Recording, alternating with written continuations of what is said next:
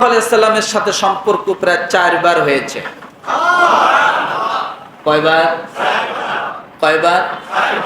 4 বার। বুঝুন, কোথায় ফিলিস্তিন, কোথায় মক্কা মদিনা।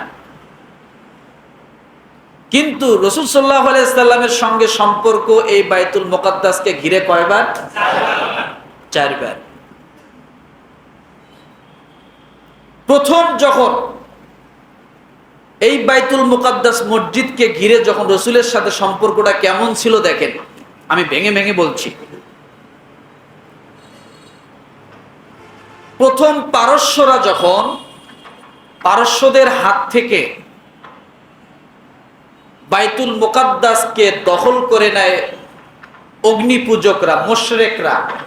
কারা? মুশরিকরা, অগ্নি পূজক। তখন ওই মদিনার জমিনে সাহাবায়ে কেরাম বসে আছে। সেই সময় মক্কা মদিনার আরবের মুশরিকরা খুব খুশি হলো। কি হলো? কেন খুশি? অগ্নি পূজকরা কি করছে? পারস্যদের কাছ থেকে বাইতুল মুকাদ্দাসকে দখলে নিয়ে নিজেদের শয়তানি যখন বাইতুল মুকাদ্দাসে ঢোকানোর জন্য তারা সমস্ত পথ প্রশস্ত হয়ে গেল, তখন তারা কি করলো? মক্কার মুশরিকরা কি খুশি না বেজা? কেন? তাদের সহপাঠীরা, তাদের সাথে যাদের সম্পর্ক, ওরাও মুশরিক, ওরাও অগ্নি পূজক, এরাও অগ্নি পূজক। অগ্নি পূজকদের হাতে যখন বাইতুল মুকাদ্দাস চলে গেল, তখন কাফের মুশরিকরা, মক্কার সেই অগ্নি পূজকরা, মুশরিকরা খুব খুশি হলো। পুরা মক্কার মধ্যে তারা হাসা শুরু করলো, খুশিতে আনন্দ উদযাপন করা শুরু করলো। সেই সময় মদিনার সাহাবায়ে কেরাম মনক্ষুণ্ণ হয়ে, কষ্ট পেয়ে তারা চুপ করে রাসূলের সামনে মাথা নিচু করে বসে থাকলো, মনে কষ্ট নিয়ে। আচ্ছা বলেন, এই জেরুজালেমের মধ্যে অগ্নি পূজকরা বাইতুল মুকাদ্দাস দখল করে, অথচ আরবের মক্কা মদিনার মুশরিকরা কি হয়? আর মুসলমানরা কি হয়? কথা বলে না? মুসলমানরা কষ্ট পায়, রাসূলের সামনে এসে চোখের পানি ফেলায়। কিছুদিন পরে আবার এই অগ্নি পূজকদের কাছ থেকে আবার যুদ্ধ করে যখন বাইতুল মুকাদ্দাসকে উদ্ধার করে খ্রিস্টানরা। কারা? কথা বলেন, জোরে বলেন। বাইতুল মুকাদ্দাসকে উদ্ধার করে খ্রিস্টানরা। কাদের কাছ থেকে উদ্ধার করলো? ইহুদিদের কাছ থেকে, অগ্নি পূজকদের কাছ থেকে। অগ্নি পূজকদের কাছ থেকে উদ্ধার করলো। যখন এই মদিনার সাহাবায়ে কেরাম যখন শুনলেন যে খ্রিস্টানরা বাইতুল মুকাদ্দাসকে উদ্ধার করেছে, তখন রাসূল সাল্লাল্লাহু আলাইহি সাল্লাম সহ সমস্ত সাহাবায়ে কেরাম খুশিতে আত্মহারা হয়ে গেলেন। কি হয়ে গেলেন? প্রথম কি পেয়েছিলেন? কারা নেওয়াতে? মুশরিকরা নেওয়াতে। এখন খুশি হলেন কারা নেওয়াতে? খ্রিস্টানরা, কারণ তারা আহলে কিতাব। তারা কি? কারণ তারা মুশরিকদের মতো এত কঠোর ছিল না। কঠোর ছিল কিন্তু এত ছিল না। তখন রাসূল সাল্লাল্লাহু আলাইহি সাল্লাম এবং সাহাবায়ে কেরাম খুশি হলেন। যে কথা আল্লাহ সুবহানাহু ওয়া তাআলা সূরা রুমের মধ্যে বলেছেন, গুলিবাতির রুম ফি আদনাল আরদি ওয়া হুম মিন বাদি গালাবিহিম সায়াগলিবুন। সূরা রুমের 2 নম্বর আয়াত, প্রথম আলিফ লাম মিম, গুলিবাতির রুম। এই গুলিবাতির রুম সম্পর্কে আল্লাহ তাআলা তখন রাসূলকে জানায়া দিলেন। রাসূল খুশি হয়ে গেলেন। সুবহানাল্লাহ বলেন। কি হয়ে গেলেন? খুশি হয়ে গেলেন।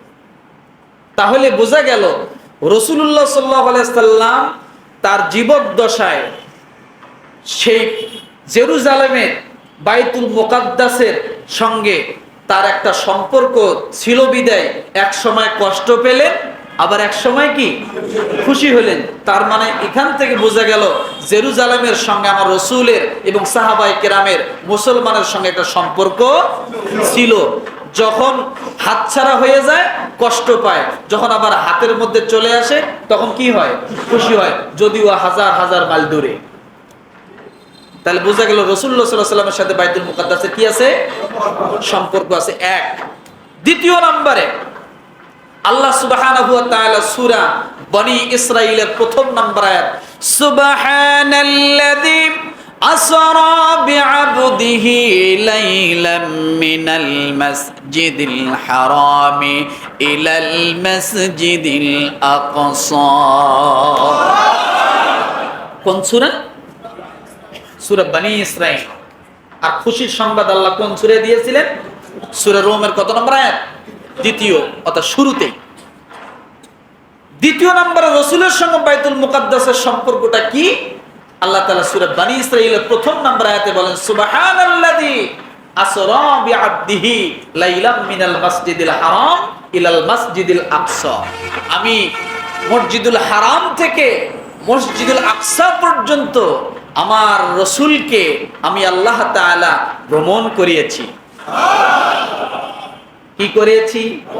তাহলে বোঝা গেল রাসূলকে আল্লাহ মসজিদুল হারাম থেকে মসজিদুল আকসা ভ্রমণ করার মানেই হলো রাসূল আপনি মসজিদুল আকসা থেকে আলাদা নন। মুসলমানরা মসজিদুল আকসা থেকে কি না? জোরে বলেন, ঘুমাবেন না। বিষয় গেল কয়টা? কারণ রাসূল সাল্লাল্লাহু আলাইহি ওয়াসাল্লাম সাইয়্যিদুল মুরসালিন, ইমামুল মুরসালিন, যে তিনি এই উপাধি পাইলেন কোথায়? মক্কায় বসে? মদিনায় বসে? নো, সাইয়্যিদুল মুরসালিন, ইমামুল মুরসালিন, এই উপাধি আল্লাহ তাআলা তাকে দিয়েছেন মসজিদুল আকসায় বসে। কোথায় বসে? কারণ মসজিদুল আকসার ভিতরে পৃথিবীর জমিনে আদম আলাইহিস সালাম থেকে নিয়ে শুরু করে আমাদের রাসূল পর্যন্ত যত নবী আসছেন সমস্ত নবীদেরকে নিয়ে আমার রাসূল ইমামতি করেছেন, যার কারণে ইমামুল মুরসালিন হয়েছেন। আর এই ইমামতি কোন মসজিদে করছেন? কাবা ঘরে? মসজিদে নববীতে? মক্কায়? মদিনায়? কোথায়? এই ফিলিস্তিনে। কোথায়? এই ফিলিস্তিনে। যখন তিনি সমস্ত নবীদেরকে মুসল্লি বানায় নিজে ইমাম হয়ে নামাজ পড়লেন, তখন তিনি হলেন ইমামুল মুরসালিন, সমস্ত রাসূলদের ইমাম, নবীদের ইমাম। তাহলে বোঝা গেল আমার রাসূলের সঙ্গে মসজিদুল আকসার সম্পর্ক আছে না নাই? কেমন সম্পর্ক? আল্লাহ তাআলা সমস্ত নবীদের নেতা যে তাকে বানাইবেন, এই উপাধি, এই সার্টিফিকেট, এই নমিনেশন আল্লাহ মসজিদুল আকসায় নিয়ে যায় দিয়েছেন। মক্কায় দেন নাই, মদিনায়ও দেন নাই। গেল কয়টা? কয়টা? দুইটা। একটা ইসরা করেছেন, আর একটা কি করেছেন? ওই যে হাত ছাড়া হলে খুশি হয়, বেজার হয়, হাতে আসলে খুশি হয়। তৃতীয় নম্বরে মসজিদুল আকসার সঙ্গে রাসূলের সম্পর্ক একটা মজার সম্পর্ক। সুবহানাল্লাহ বলেন। কি সম্পর্ক?